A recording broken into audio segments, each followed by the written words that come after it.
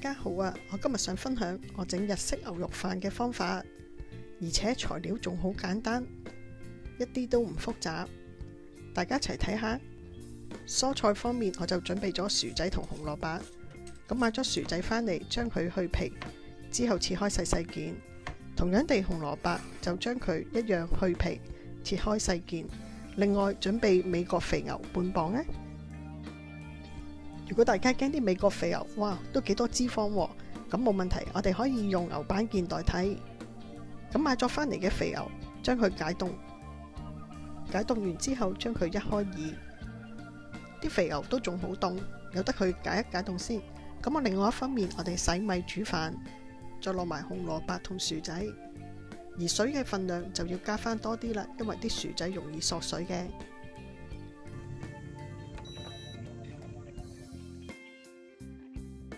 哇，咁快煮好咗啲飯咯，跟住我哋要將紅蘿蔔同埋薯仔撈返起身，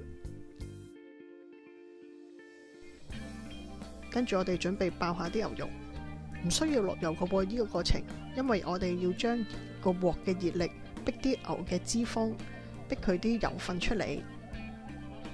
咁可以加少少凍滾水啊，咁佢嗰個餸就唔會咁乾。如果中意多啲汁嘅，可以落多少少水分，因為啲水分都會蒸發。跟住我哋再要落煎魚粉半茶匙，再落昆布醬油1湯匙，跟住炒一炒，兜一兜勻佢，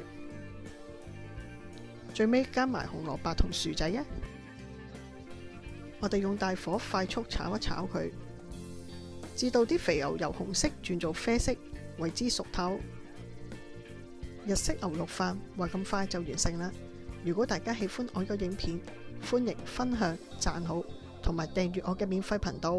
咁我嚟緊一有新嘅影片，可以立即通知大家。等我試下啲肥牛先。